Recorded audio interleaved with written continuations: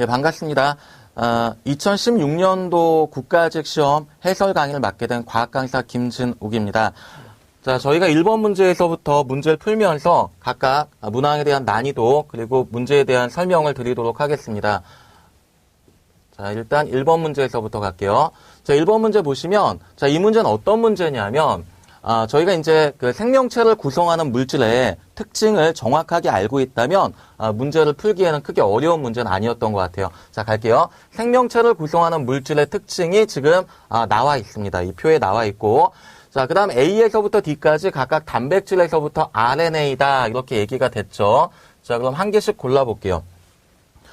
일단 A번 먼저 보시면 기본 단위는 유클레오타이드이다. 기본 단위가 유클레오타이드가 된다면 당연히 핵산이 되겠죠. 핵산 중에 RNA가 있기 때문에 RNA가 맞겠습니다. 자, 그 다음 항체의 주성분이라고 했기 때문에 당연히 단백질이 될 겁니다. 단백질 위에 있죠. 그래서 단백질이 되겠다. 자, 그 다음 기본 단위는 단당위예요. 그럼 이게 탄수화물에 대한 설명인데 그렇다면 이 중에 탄수화물 얘가 있죠. 셀룰로스. 제가 이건 강의 시간에 말씀을 드린 건데 오스로 끝나면 다 당이에요. 그래서 저희가 리보스, 디옥실리보스, 뭐 셀룰로스, 뭐 글루코스 이런 것들 다 당이 되겠죠. 자, 그다음 마지막 요게 조금 어려웠을 것 같은데 어차피 저희가 단백질, 셀룰로스, RNA 결정을 다 했기 때문에 얘가 인지질 되겠죠. 자, 인지질은 인산과 지방산이 결합된 화합물이다. 이렇게 생각을 하시면 되겠습니다. 자, 그렇다면 1번서부터 확인을 가는데 지금 옳지 않은 걸 골라주는 문제입니다. 자, 문제 보시면 이는 물질 A의 구성 원소이다. 이렇게 얘기가 나왔죠. 자, 물질 A 같은 경우에는 이게 유클레오타이드예요. 기본 단위가 유클레오타이드가 되고 이 유클레오타이드라고 하는 건 인과 당과 염기가 자, 이렇게 적겠습니다. 인당 염기가 1대 1대 1이기 때문에 이는 물질 A, 즉 핵산을 구성하는 RNA를 구성하는 원소가 맞겠습니다. 됐죠? 1번은 맞는 얘기고 자, 그 다음에 2번 물질 B는 유클레오솜의 구성 성분이 된다. 저희가 이제 유클레오솜이라고 하는 거는 저희가 솜으로 끝나는 건 제가 다 덩어리진 것 이것을 다 솜으로 끝난다 이렇게 말씀드렸고 그래서 뭐 리보솜, 리소솜, 유클레오솜 다 덩어리진 건데 이 유클레오솜 같은 경우에는 이게 어떤 거냐면 히스톤 단백질 자, 히스톤 단백질과 DNA가 하나 덩어리진 그런 구조물이기 때문에 저희가 물질 B는 유클레오솜의 구성 성분이 된다. 맞는 얘기에 해당이 되겠죠. 왜냐하면 물질 B가 단백질이기 때문에 얘 어디 갔죠? 얘가 지금 단백질이니까 여기 있잖아요. 히스톤 단백질도 단백질이에요. 그러니까 2번도 맞는 얘기. 자, 그 다음 3번 보시면 물질 C가 지금 이게 탄수화물이죠. 그래서 탄수화물 자체는 저희가 발견이 처음 됐을 때 어떻게 얘기가 나왔냐면 탄소에 물이 결합되어 있는 화합물로서 발견이 되었습니다. 그래서 그때 제가 말씀 어떻게 드렸냐면 기본 강의 때 C 대 H 대 O가 1대 1대 1로 1대 2대 1로 구성이 된 것이다. 이렇게 말씀드렸죠. 자, 그래서 물질 C는 탄소, 수소, 산소로 이루어져 있다. 역시 맞는 얘기에 해당이 되겠습니다. 근데 마지막 보시면 물질 D는 콜레스테롤의 구성 성분이 된다. 근데 물질 D가 이게 어떤 거냐면 인지질이에요. 인지질은 콜레스테롤의 구성 성분이 아니죠. 그러니까 정답은 4번이에요. 그러니까 일단은 제가 말씀을 좀 드리면 4번 선택지 문장 자체가 조금 어려운 문장이지만 어차피 1번, 2번, 3번이 쉽게 문제가 풀렸잖아요. 이게 1번이 true, 2번 true, 3번 true가 확실하기 때문에 4번이 잘못된 것, 폴스이기 때문에 4번을 정답으로 골라줄 수 있다. 시험장에선 이 정도로만 넘어가시면 되는 거예요. 아시겠죠? 대신 제가 해설 강의다 보니까 말씀을 좀 자세하게 드리면 어떤 거냐면 자, 저희가 이제 마지막 문장이 물질 D는 콜레스테롤 구성 성분이 된다. 그렇게 얘기가 나왔는데요. 저희가 콜레스테롤은 스테로이드에 들어가죠. 그럼 스테로이드 안에 저희가 뭐가 있냐면 여기에 성호르몬이 있고 그 다음에 부신, 겉질, 호르몬이 있어요. 맞죠? 호르몬은 H라고 제가 적을게요. 자, 그 다음에 여기에 들어간 게 콜레스테롤 들어가겠죠. 그럼 얘네들은 스테로이드는 지금 제가 어떤 거라고 말씀드렸죠? 이게 성호르몬이나 부신 거칠 호르몬, 콜레스테롤이 스테로이드가 되는 거예요. 그죠? 스테로이드 안에 들어가는 거고, 얘네들의 공통점은 뭐냐면, 이 골격 자체가, 즉, 스테로이드 골격 자체가 어떻게 되어 있냐면, 육각고리가 이와 같이 3개가 이렇게 나오고, 오각고리가 이렇게 나옵니다. 자, 요게, 스테로이드의 공통점이에요. 즉, 콜레스테롤 어떻게 되어 있냐면, 여기 C가 있고, C가 있고, C가 있고, 뭐, 여기 H가 붙어 있겠죠? 이런 식으로 가서 육각고리 3개와 오각고리 1개로 구성되어 있기 때문에, 인지질하고는 구성이 달라요. 구성이 달라요. 원래는. 그죠? 자, 그래서 1번 문제는 그와 같이 문제 풀었고, 자, 됐죠? 자, 2번 문제로 넘어갈게요.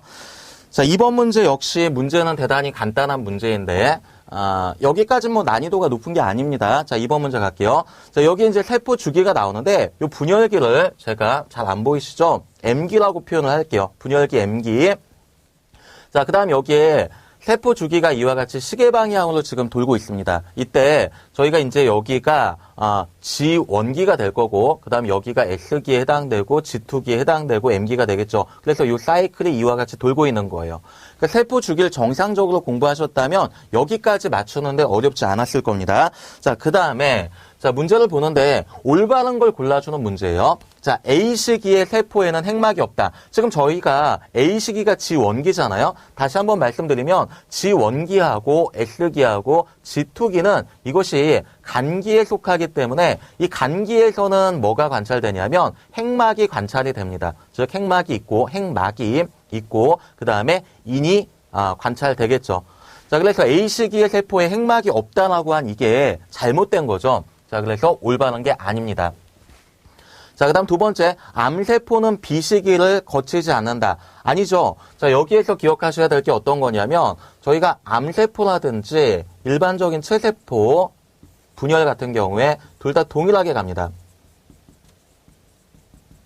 자, 그래서 암세포하고 일반 체세포의 세포 분열에 관한 세포 주기는 동일해요. 자, 이와 같이 G1기에서 S기를 거쳐 G2기를 거쳐 M기까지 이와 같이 진행이 되는 거죠. 자, 그러다 보니까 암세포는 B시기를 거치지 않는다. 이게 잘못된 거예요. 물론 그 암세포하고 일반 체세포 분열은 차이가 있죠. 차이가 있습니다. 근데 이 문제에선 그 문제가 아니지만 간단하게 좀 말씀드리면 암세포 같은 경우에는 이게 어떻게 되죠? 분화가 되지 않습니다. 그리고 얘 같은 경우에는 분열만 되고요. 자, 그리고 얘 같은 경우에는 기관에 대한 전이가 있는 거고요. 그죠?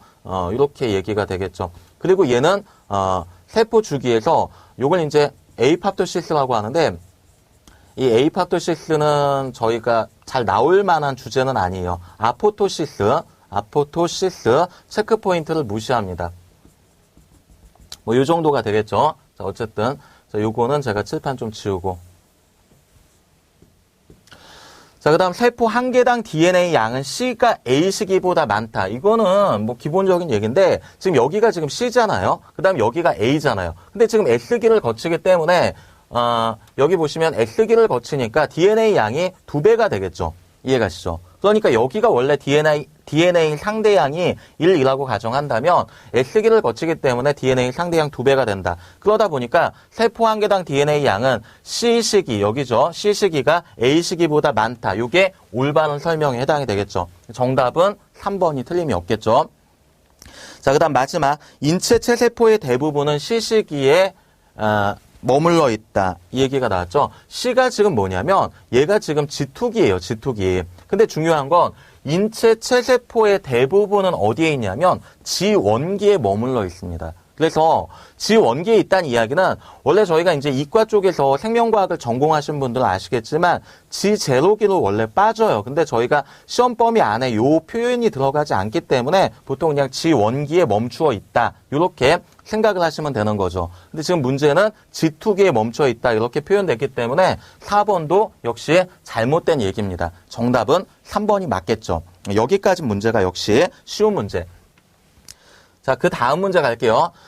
자, 3번 문제는 학생들이 이게 연습이 조금 덜 되면은 틀렸을 가능성이 좀 있는 문제예요. 왜냐하면 디귿번 때문인데 제가 먼저 설명을 좀 드릴게요. 자, 여기에서 지금 이게 뭐냐면 환경생태 파트에서 출제가 된 거고 지금 이걸 보면은 개체군과 개체군 사이의 상호작용을 얘기하고 있는 거예요. 그 다음에 얘는 여기에 생물계에서 비생물계 쪽으로 영향을 주는 거고 비생물계가 생물계 쪽으로 영향을 주는 겁니다. 자, 그렇다면 여기에서 올바른 것만 골라주는 문제예요. 자, 기억번서부터 먼저 간다면 자, 기억번. 개체군 A는 하나의 생물종으로 구성이 되어 있다. 개체군이라고 하는 건 같은 종의 모임이기 때문에 기억번은 당연히 맞습니다. 됐죠? 자, 그 다음 두 번째. 이거는 저희가 개념 강의 시간 때 연습을 많이 했던 부분인데 저희 문제집에도 있죠. 지렁이가 흙 속에 구멍을 뚫어서 토양의 통기성이 높아지는 것은 지금 이게 뭐예요? 생명체가 어디에 환경에 영향을 주는 단계이기 때문에 당연히 기억에 해당이 된다. 기억 맞죠? 자, 그래서 니은번도 맞는 얘기. 됐죠? 자, 근데 디귿번을 주의하셔야 되는데 지금 문제는 뭐냐면 텃새는 이게 디귿에 해당이 된다. 개체군과 개체군 사이에 상호작용이 있다. 요거냐 확인을 해주는 문제인데 지금 텃새 같은 경우에는 개체군 간의 상호작용이 아니에요. 그래서 이걸 어떻게 표현하셔야 되냐면 텃새는 개체군 여기에서 중요한 키워드가 개체군 내의 상호작용이에요.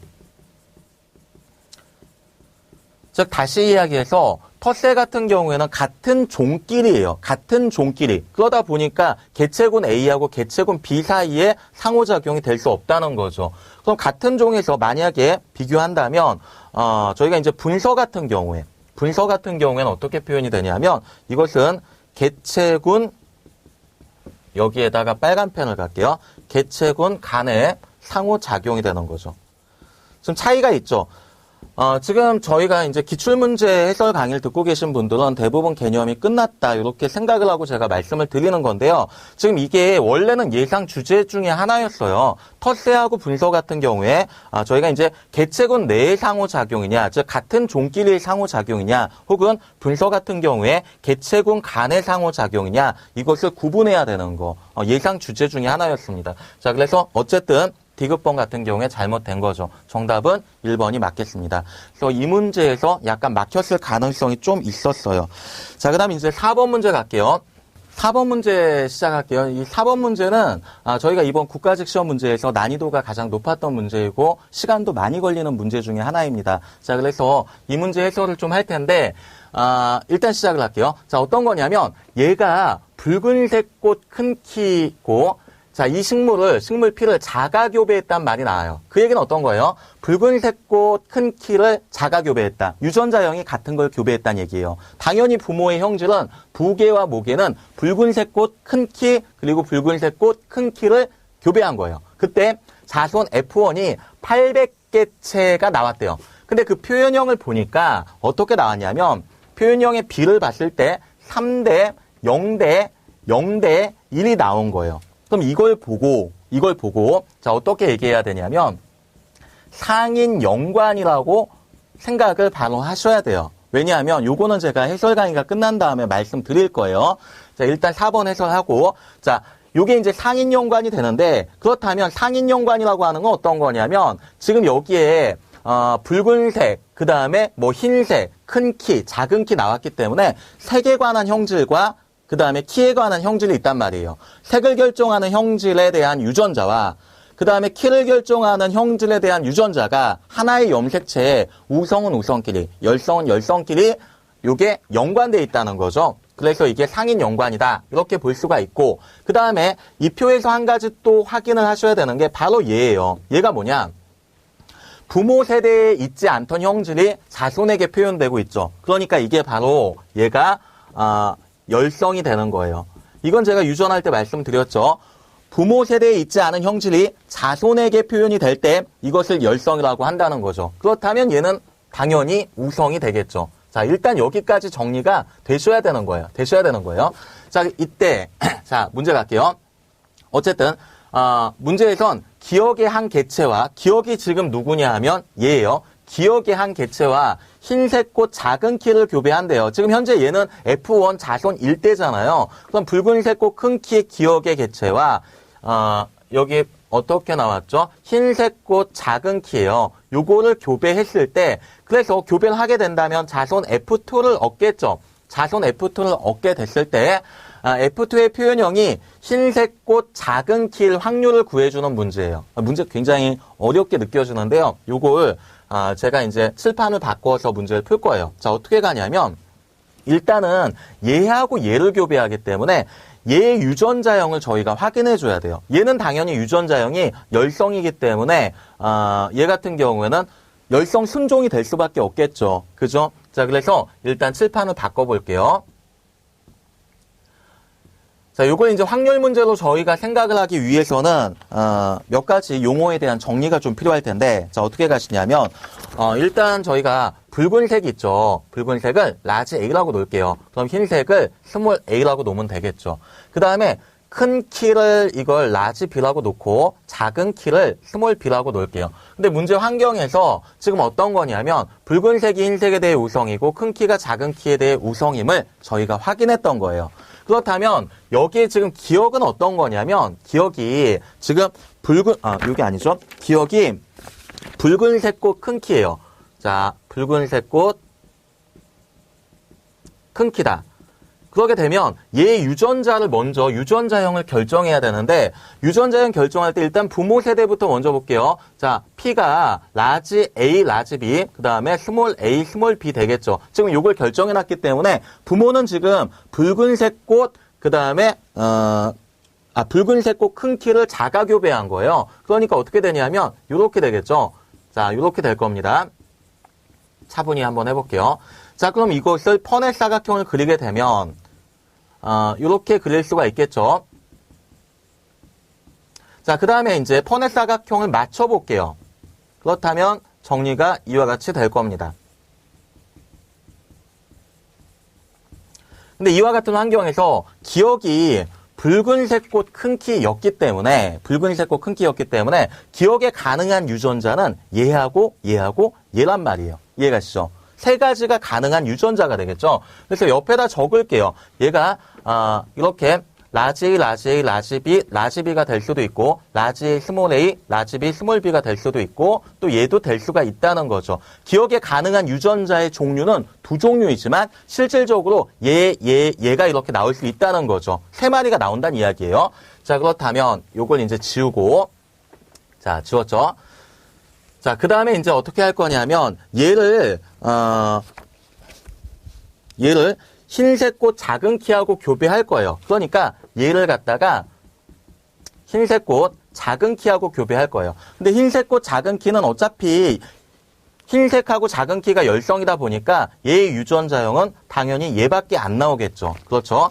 자, 그렇다면 요걸 이제 확인 좀 해줘야 되는데 이때 저희가 구하고자 하는 확률은 어떤 거냐면 흰색 꽃이고 작은 키일 확률을 구하는 거예요. 언제? F2에서 구하는 거죠.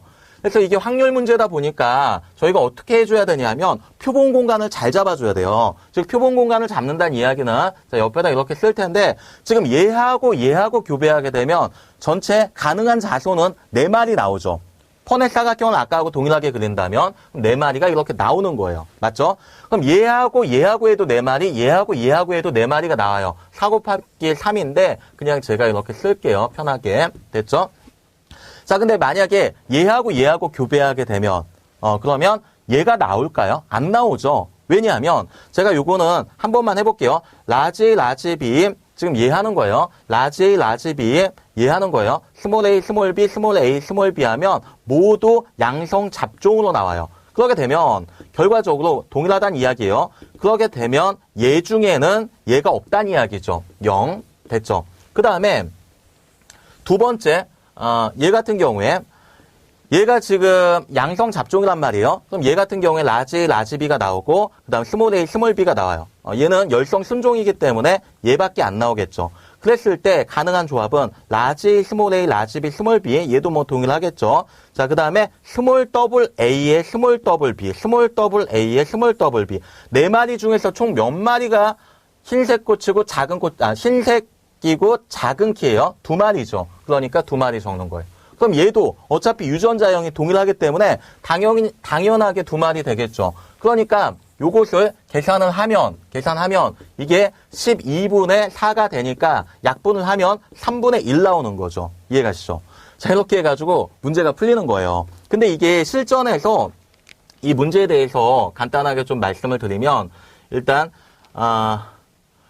요게 이제 정답은 1번이 되는데 문제 풀이할 때 시간이 좀 많이 걸리잖아요. 그래서 어떻게 하냐면 일단은 제가 풀이하는 방식대로 먼저 설명을 드리면 여기에서 자가교배를 놓치면 안 돼요. 자가교배한 다음에 그에 대한 결과 부모 세대에 있지 않던 형질이 자손에게 나왔기 때문에 이게 열성이 되는 거고 우성과 열성을 명확하게 구분해 준 상태에서 이게 3대 0대 0대 1이 되니까 상인 연관임을 확인하고 유전자형을 그린 다음에 얘의 가능한 유전자형을 확인해 주는 거예요. 유전자형의 종류만 확인하는 게 아니고 가능한 개체수도 확인해 줘야죠. 왜? 확률을 구할 거기 때문에 표본 공간을 잡아줘야 되는 거거든요. 자, 그래서 저희가 이제 가능한 유전자형을 그리고 그 다음에 얘하고 교배를 시키는 거죠. 그에 대한 교배 결과 얘가 나올 수 있는 경우수를 전체 표본 공간에서 얘가 나올 수 있는 경우수로 확인해 준 다음에 확률적으로 문제 풀어줄 수 있다는 거예요. 시간 좀 많이 걸렸던 문제이고요. 자, 여기에서 제가 아까 말씀드렸듯이 한 가지 요거는 제가 설명을 좀 드릴게요. 자, 어떤 거냐면 만약에 양성잡종 이와 같이 나왔다. 양성잡종이 나오는데 얘만 가지고 얘가 연관인지 독립인지 확인할 수가 없단 말이에요. 그러면 어떻게 하냐면 얘가 만약에 자가교배를 했다. 그럼 이게 지금 자가교배죠. 근데 자가교배에 대한 결과 자, 이와 같이 적는다면 이건 표현형을 얘기하는 거예요. 라지 A, B의 표현형. 라지 A 작은 B의 표현형, 작은 A 큰 B에 대한 표현형, 작은 A 작은 B에 대한 표현형이 만약에 9대 3대 1로 나오게 되면 이걸 그냥 독립이라고 보시면 돼요. 근데 이게 만약에 2대 1대 0으로 나오면 상반 연관으로 보시는 거예요. 근데 이게 만약에 3대 0대 1로 나오면 이걸 상인 연관으로 보시는 거예요. 그러니까 이걸 공식적으로 암기하셔가지고 아까 저희가 접근을 했어야 되는 거고 만약에 이걸 퍼넷 사각형을 그려가지고 독립인지 상인인지 독립인지 연관인지 연관일 때 상인 연관인지 상반 연관인지를 따지게 되면 저 문제는 최소 5분 정도 걸려요. 그러니까 그렇게 푸는 게 아니고 이걸 외운 다음에 이건 뭐 원래 외워야 되는 거니까 암기한 상황에서 적용을 한 다음에 확률 계산하셔야지만 시간을 좀 줄여줄 수 있는 거예요. 이해가시죠? 계산 문제 가장 복잡했던 문제였고 자, 그 다음 문제